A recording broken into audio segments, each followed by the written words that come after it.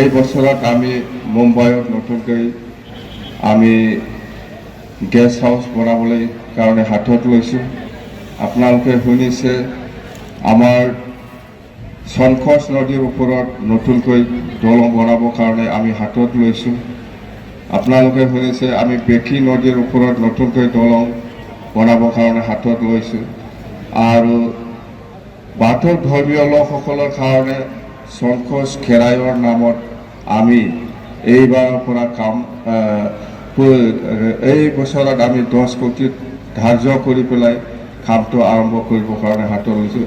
মুঠতে আমি এই বছৰত যিটো BTCৰ বাজেট, এই BTCৰ বাজেটৰ দ্বাৰা দি আমাৰ ঝাৰখণ্ডত দেওঘৰ তাতেও আমি নতুন গেষ্ট হাউচ বনাবৰ কাৰণে হাতত লৈছোঁ। অলৰেডি আমি বাজেট ধৰিছোঁ। ঠিক তেনেকুৱা আমাৰ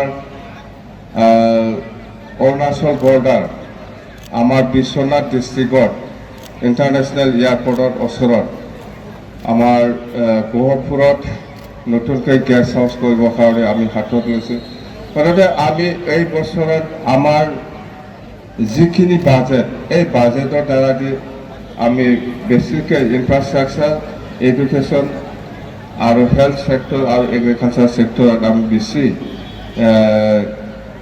গুৰুত্ব দি পেলাই আমি কাম কৰিবলৈ হাতত লৈছোঁ। মুঠতে আমি এই বছৰত আমি যেনিবা আগত চৰকাৰৰ দিনত ছুপাৰ 50 বুলি এটা কোচিং UPSC APSCৰ কাৰণে কোচিং দিছিলে ছুপাৰ 50 বুলি, কিন্তু আমি এই বছৰৰ পৰা নতুনকৈ 101 ছুপাৰ বডোফা উপেন্দ্ৰনাথ ব্ৰহ্মৰ নামত এই কোচিংটো আমি আৰম্ভ কৰিব বুলি আমি ইতিমধ্যে আমাৰ কাউন্সিলত ডিচিশ্যন হৈছে।